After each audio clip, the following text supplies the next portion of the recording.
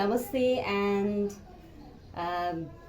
good evening to all the distinguished guests, respected Professor Agnihotri, Professor Sarma, Dr. Singh, and my fellow presenters.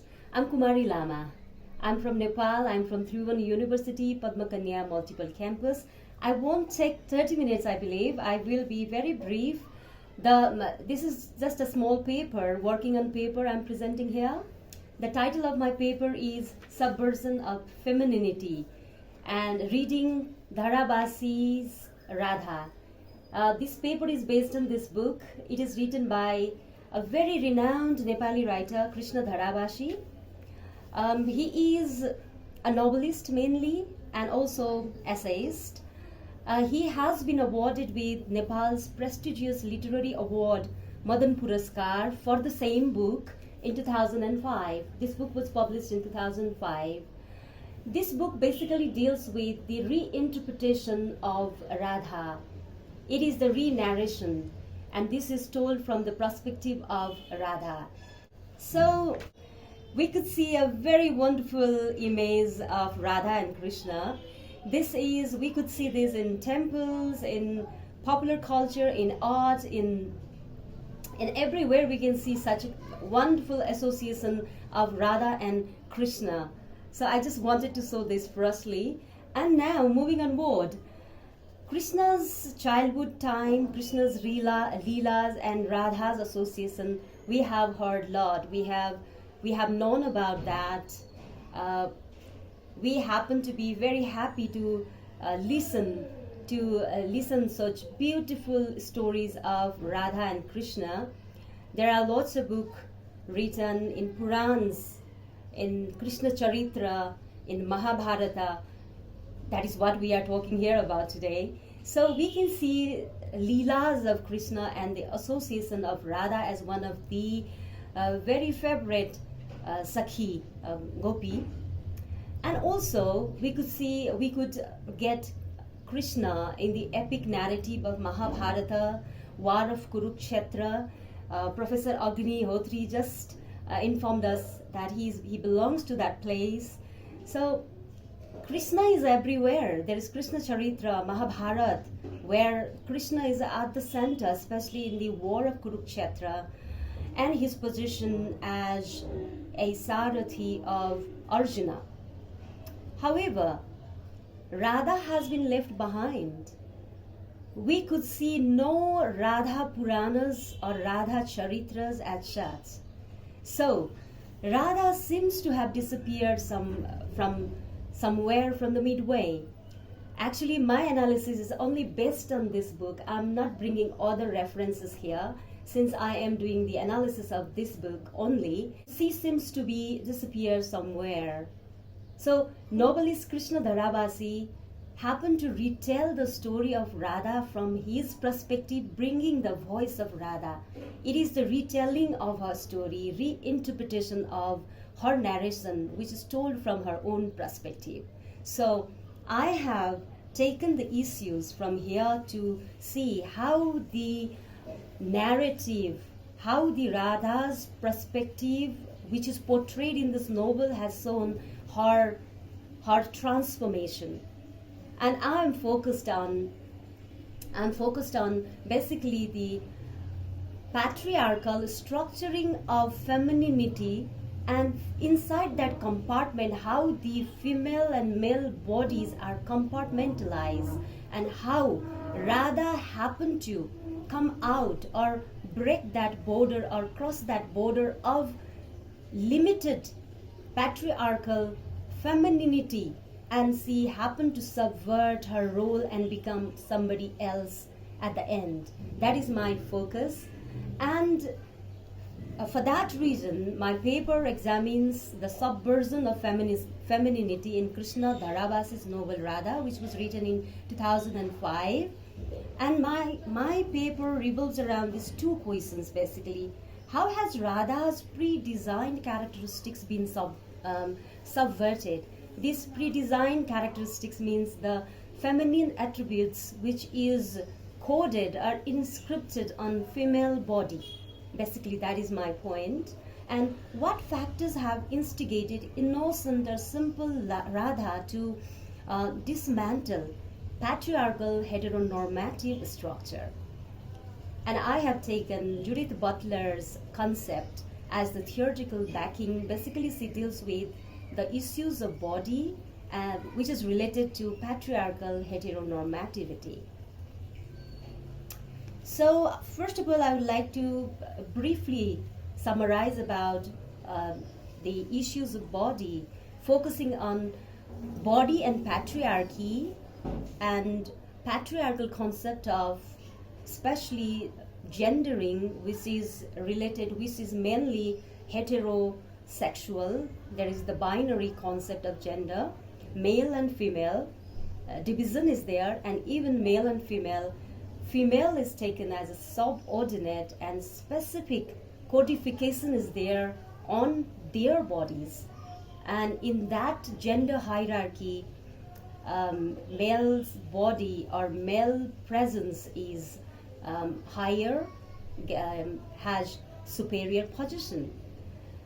There are certain imposition of social value related to the feminine body, such attribution like tender, fragile, very much emotional, and weak, docility. These are some attributes connected with feminine body, whereas male bodies are connected with strength, courage, masculinity, of course, and somehow like who is run by the brain, intellectuality, logical capacity. These are the areas, these are the attributes which are connected with male body, which is like a normative, which is somehow like taken as a very much real, very much by born got capability sort of thing.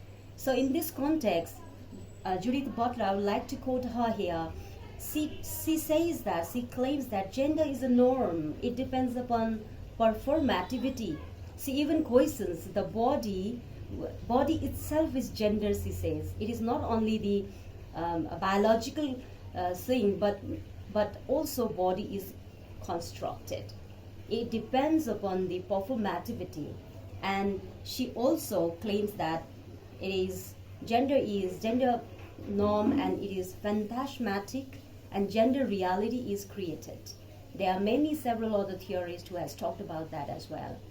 And I would like to bring here Alice Prechigal and Postel, who says that, who basically focuses on projection screen imaginary related to femininity.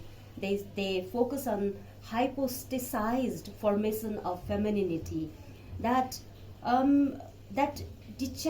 detaches women from the real women, and it has been occupied by the imaginary formation. So these are the formation. The gender itself is the formation, which is not absolute. It is the creation. So femininity is a formation.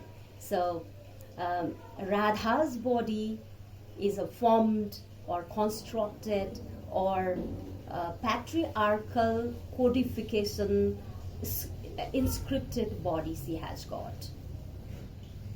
So now, the concept of femininity, which I already mentioned about the loving, tender, fragile, homely, and basically in the context of South Asian context, especially in the middle class family, female is equals to family honor.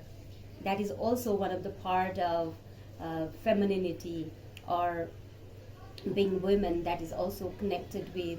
So to talk about Krishna Dharabasi's Radha, the context, when I would like to quote some of the lines from the book that shows the patriarchal concept of women or femininity, where there is the restriction of father figure, lover figure, which I would like to quote here. So when Radha and her friends happen to take part in the in the party which is organized by Krishna. In the evening, they happen to go to that particular place, and they involve themselves in that celebration. But what happened is, next day there was a rumor. There was all the rumor was spread in the village in Braj, yeah, and Radha, as a daughter of Braj's chief Brisabhanu, she has been poisoned. She has been so much inspected, and Father Brisabhanu's happened to feel so humiliated because of her daughter. Yeah, it is related to his prestige, and she got restricted to go outside, to even to meet her friends. So it is one of the contexts which I would like to read it out here, that Radha narrates that her feeling related to that incident. My father had restricted me from going out after that incident. He strictly prohibited me to befriend Krishna. So it is patriarchal control over her, on her mobility. It is the control over her freedom. Another example I would like to present here, that is Krishna's attitude. Krishna's attitude, which is also very much patriarchal concept laden. Yeah. Later, Krishna goes to Mathura for his further education, as well as there are other plans as well. He has to deal with Kamsa, and after a long time, he sends a letter to Radha. Radha was in Braj, where she was before. She was there, and Krishna's letter made her so happy. But one of the things written over there was like that: you do not understand the cruelty of politics. You always remain simple, beautiful, loving, innocent, and affectionate as usual. Don't be rebellious and frisky like Susila. So this is Krishna's words that he has written in the letter. It also portrays patriarchal attitudes towards women. It restricts women to be free. It restricts women to be rebellious. Susila is best friend of Radha. She happens to get involved into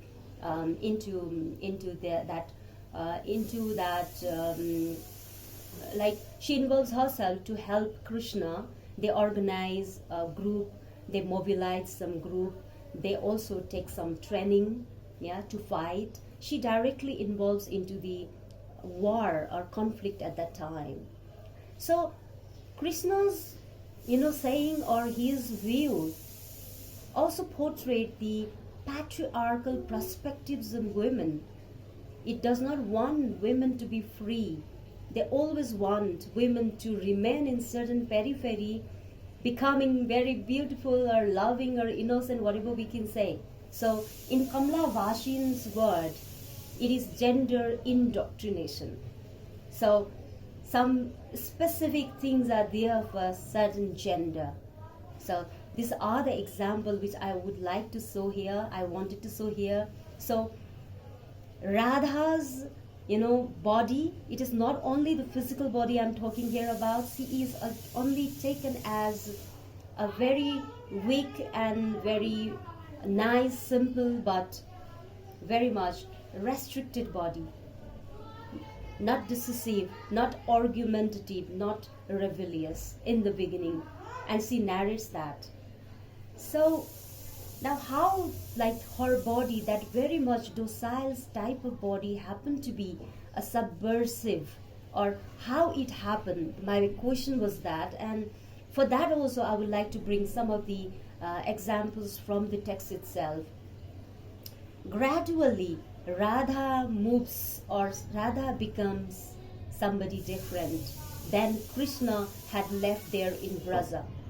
What happens is Krishna gets so busy with dealing with social issues, the issue of justice, his greater responsibility to deal with King Kamsa. He fights with him. There are several incidents which we are aware of. That is also mentioned in this novel, which I has taken as the text for this paper. So Krishna becomes so busy with his day-to-day different responsibility comes in his shoulder.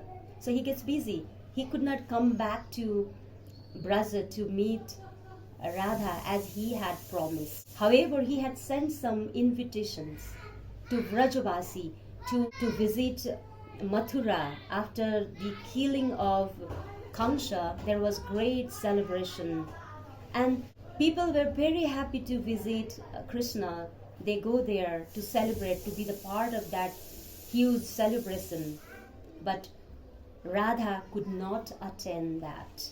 And even before that, I would like to bring here one important incident, how Radha starts becoming bold, very much decisive, and how she started taking the responsibility. What happens is, Brishabhanu becomes very ill, and he was unable to take his responsibility of a chief of Braja. And now in this sense, in this context, Radha is very daring to take the responsibility. She visits Mathura and she presents herself in front of King Kamsa, and she says that, Maharaj, I could take all the responsibility of my father. I request you for the opportunity to be provided to me. So I think this is a very bold statement of a young Radha to present herself in front of Maharaj Kamsa and to ask for that, to request for that responsibility. She was given that responsibility as well, and she takes that responsibility. She carries on that responsibility in a very wonderful manner. She collects the tax as her father used to do, and she also takes that to the palace. And as I before mentioned that Krishna did not keep his promise. He did not come back to Braja to visit Radha and Vrajavasi. Rather, he invited people to Mathura. People went there, but Radha did not go. She denies deceptive Krishna's invitation to Mathura.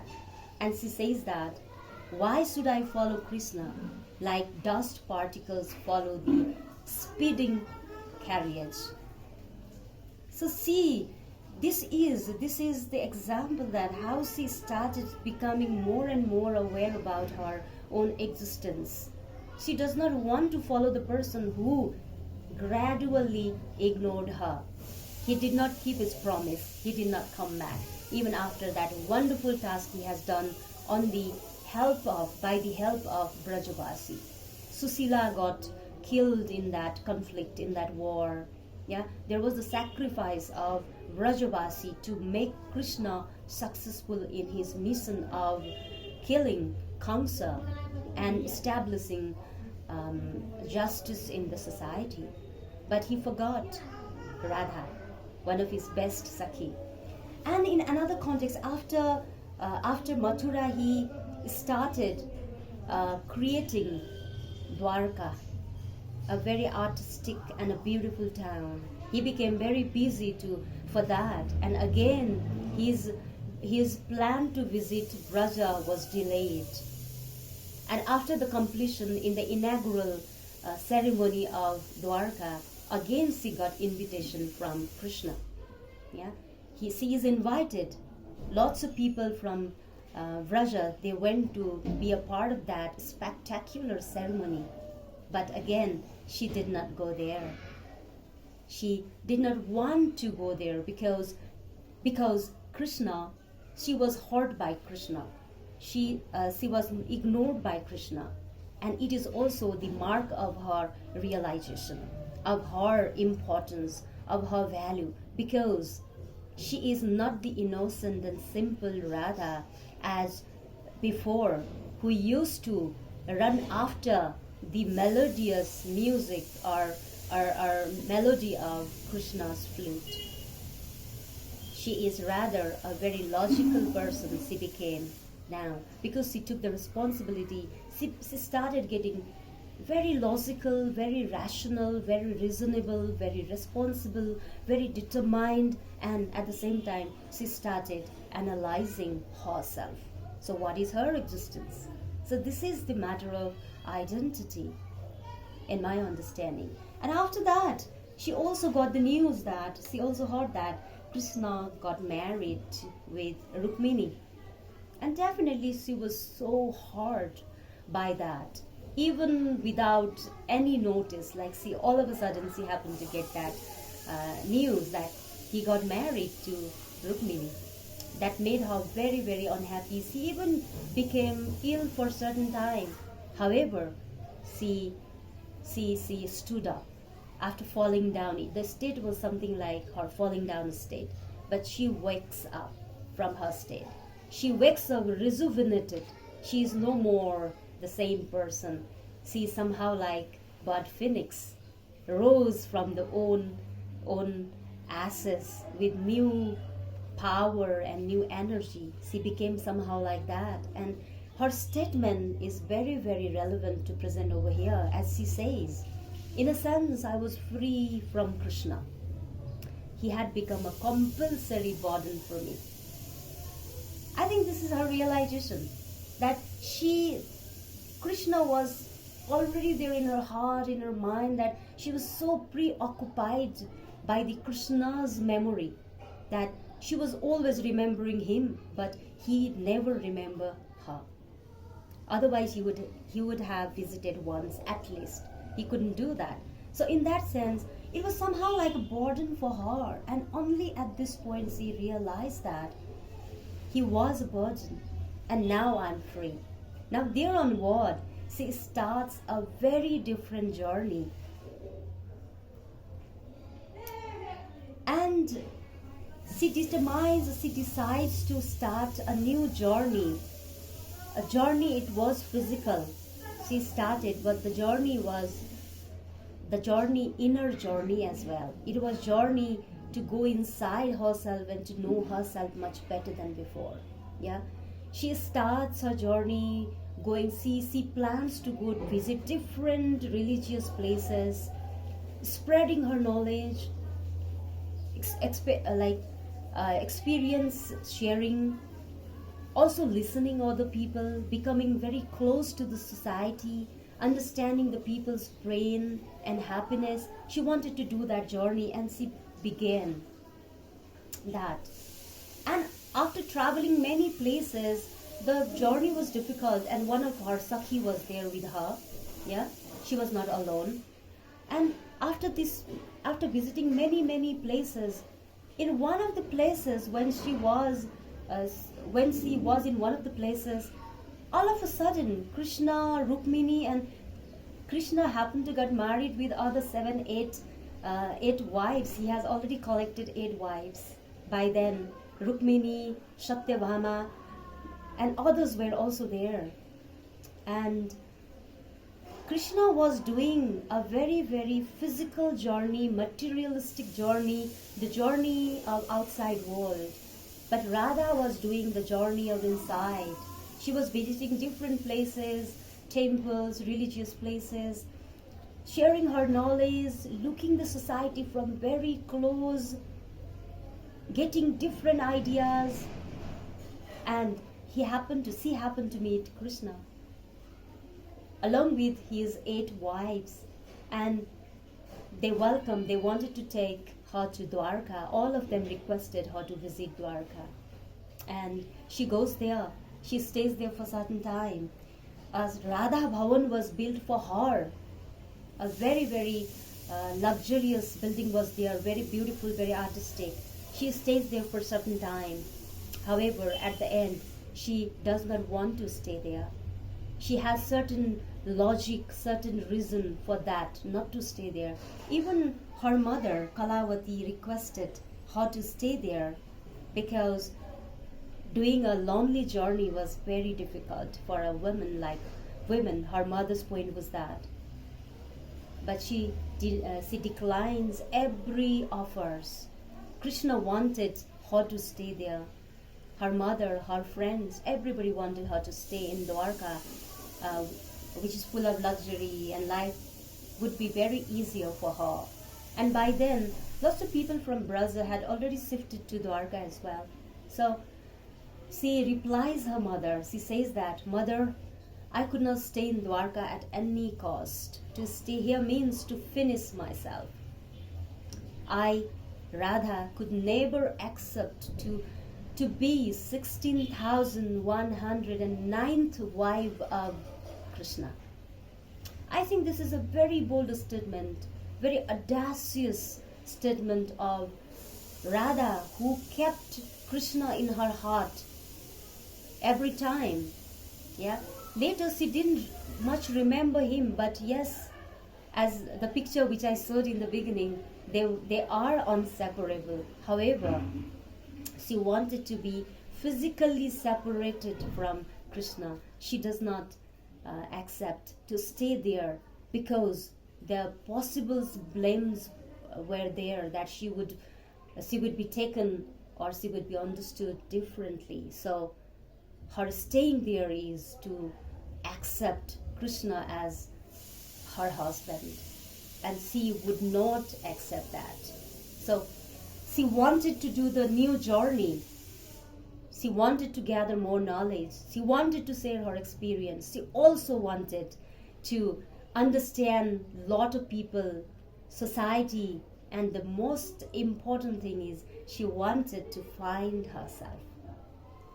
So she wanted to be more free. She wanted to do her inside journey. And after that, she does the journey towards north. She even visits different places, and her journey, it keeps on going. Her journey does not end. Yeah. So she, at this point, what happens is she declines, or she crosses, or she dismantles the borders which has been created by the patriarchal concept, which is certain limitations are set for the feminine body or female body. So this sort of ideology has been dismantled by the personality of Radha, and she becomes somebody different. Her decision, her logic, her determination, her decision, her strong-mindedness, her capability, this all subverts her prior or predestined, preordained femininity, which is nothing more than the inscription of patriarchal normativity or patriarchal normative structure. And at the end, I would like to, show this picture which you have seen. You could see here, I think this picture which I have taken from Google again, it shows the real I think personality of Radha, that she is alone. She has moved forward, and at the backside, at the background, we could see Krishna. He's busy with other women over there, and she is on her own path. So in such a manner, Radha, in the beginning, who was the follower of Krishna, who was very much loving and caring and very much different person. She seems to be a bit passive, but now, along with all of this, all of the challenges she faced on the way, the behavior she got from Krishna, and a lot of other things, she became somebody different, and she happened to get transformed to a very different personality, and this is the search of her new self.